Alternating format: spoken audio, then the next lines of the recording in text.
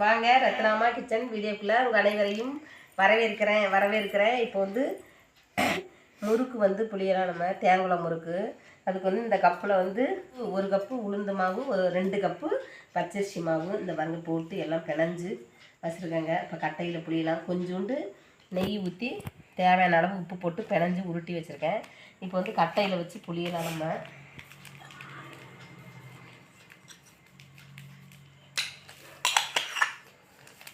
ஒரு இது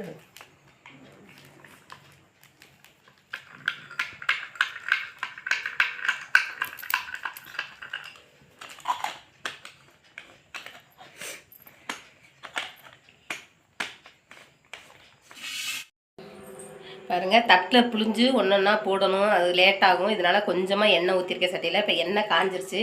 இப்படியே கட்டையில் புளிஞ்சு விட்டுறலாங்க.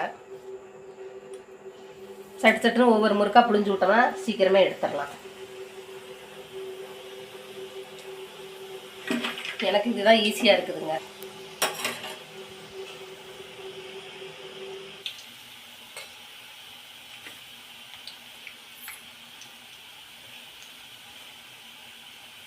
சீக்கிரம் எடுத்துடலாம்.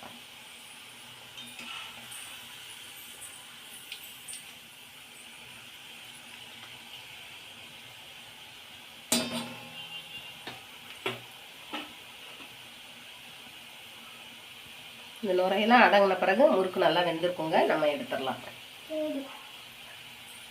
சிம்மில் வச்சுருந்தாலே போதும். எண்ணெய் காஞ்ச பிறகு சிம்மில் வச்சிடணும்.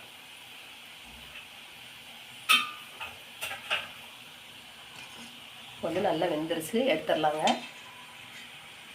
ரொம்ப செவக்க வேண்டாம். தேங்காய் முறுக்கு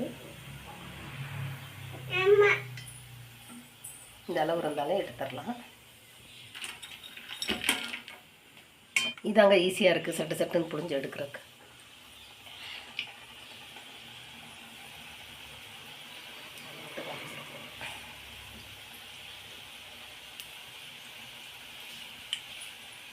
இதே மாதிரி நீங்களும் வீட்டில் செஞ்சு பாருங்கள். இதான் ரொம்ப ஈஸியான மெத்தட். ஈஸியாக இருக்குது. இது நம்ம இதில் ஒன்றுனா புளிஞ்சு எடுக்கிறது அது கொஞ்சம் கஷ்டமாக இருக்குது. இதுன்னா டக்குன்னு எடுத்துடலாம்.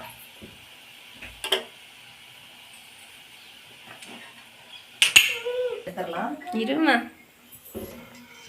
சொல்லு. ஒன்றா சொல்கிறது நல்லா ரொம்ப ஈஸியாக இருக்குதுங்க. இதே மாதிரி நீங்களும் ட்ரை பண்ணி பாருங்கள். நல்லா சூப்பராக முறுக்கு வந்திருக்குது. தேங்காய் முறுக்கு. தவா ஆஃப் பண்ணிடலாம். அதை நல்லா வறுத்துக்கணும்.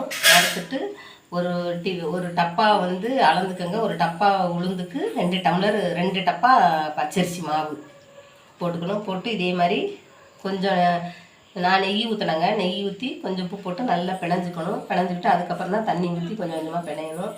பிணைஞ்சிட்டு எள்ளு மட்டும்தான் நான் போட்டிருக்கேன். அதே மாதிரி நீங்களும் செஞ்சு பாருங்கள். செஞ்சு பார்த்துட்டு நல்லா டேஸ்ட்டாக இருந்துச்சுன்னா எனக்கு லைக் பண்ணுங்கள், ஷேர் பண்ணுங்கள், கமெண்ட் பண்ணுங்கள், பெல் பட்டனை கிளிக் பண்ணிவிடுவோம். ஃப்ரெண்ட்ஸ்க்கெல்லாம் ஷேர் பண்ணுங்கள். அடுத்த வீடியோ பார்க்கலாம். இந்த நடுவு மட்டும் எடுத்துருங்க. தீபாவளி முறுக்குங்க.